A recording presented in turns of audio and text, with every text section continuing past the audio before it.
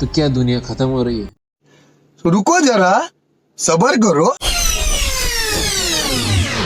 जरा सोचो, तुम एक बीच पे घूम रहे हो, ठंडी हवा चल रही है, सब नॉर्मल लग रहा है, लेकिन फिर अचानक समुद्र से एक अजीब सी लंबी चमकदार मछली किनारे पे आ जाती है। कुछ ही दिन बाद एक और टेरिफाइंग सी क्रिएचर जो सिर्फ समुद्र की गहराइयों में रहता है, काफी डरावना है, वो भी सरफेस पे दिखाई देता है। और अब करेला में लाखों फिशेस बिना किसी वजह से बीच पे आ गई है। क्या ये सिर्फ एक कोइंसिडेंस है या फिर समुद्र के अंदर कुछ अजीब हो रहा है? क्या नेचर हमें कोई हिडन वार्निंग दे रहा है? क्या ये दुनिया के अंत का एक नया सिग्नल? क्या बच्चों को नेक्स्ट एग्जाम की तैयारी करनी चाहिए या दुनिया खत्म हो जाएगी? तो आज हम इन तीनों शॉकिंग इंसिडेंट्स का सच जानेंगे विद एक्चुअल फैक्ट्स और समझेंगे कि क्या ये दुनिया एक बड़े डेंजर की तरफ बढ़ रही है। तो यार तब तक फटाक से एक लाइक का बटन दबा दो। फरवरी 2025 में मेक्सिको के प्लाया एल कैमेडो बीच पे एक बड़ा चमकदार और फिश दिखाई दिया। ये वही जीव है जिसे डूम्सडे फिश भी कहा जाता है, क्योंकि कहानियों के मुताबिक ये हर बड़ी डिजास्टर से पहले देखा जाता है। 2011 की फुकुशिमा सुनामी से पहले भी जापान में ऐसे ही मल्टीपल ओवर फिश बीचेस पे दिखाई दिए थे। साइंटिस्ट का मानना है कि ये फिश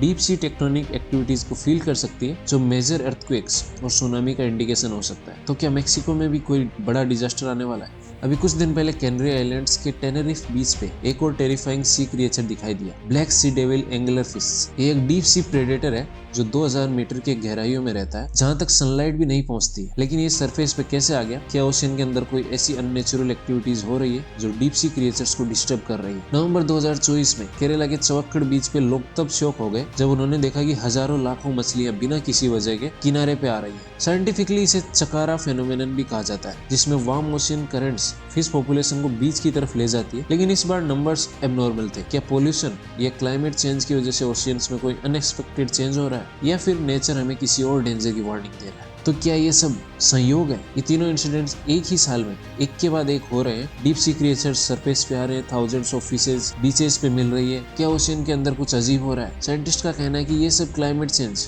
टेक्टोनिक शिफ्ट्स और ओशियन करंट्स की वजह से हो सकता है। लेकिन कुछ एक्सपर्ट्स का मानना है कि ये नेचर का एक अनसीन पैटर्न हो सकता है जो हमें एक बड़े डेंजर के लिए वार्न कर रहा है। तो भाई अब सवाल ये है, टेंशन लेना चाहिए या चिल मारनी चाहिए? देखो, ओवरफिश को ट्रेडिशनली अर्थक्वेक प्रिडिक्टर बोला जाता है, बट साइंस ने इसे प्रूव नहीं किया है। ब्लैक सी डेविल जैसे deep sea creatures normally surface पे नहीं आते हैं, तो इसका मतलब या तो ओशियन में कुछ डिस्टर्ब हो रहा है या सिर्फ एक ये रेयर इवेंट है। और केरला में लैक्स ऑफ फिशेज का आना पॉपुलेशन, टेम्परेचर चेंज या किसी नेचुरल इवेंट की वजह से हो सकता है, लेकिन एग्जैक्ट रीजन अभी भी एक मिस्ट्री है। तो क्या दुनिया खत्म हो रही है? भाई ऐसा कुछ कंफर्म नहीं है, लेकिन नेचर डेफिनेटली कुछ सिग्नल्स दे रहा है। क्लाइमेट चेंज, पॉपुलेशन और इकोसिस्टम डिस्टर्बेंस को इग्नोर नहीं कर सकते। तो अब टेंशन लेने की नहीं, समझने की जरूरत है।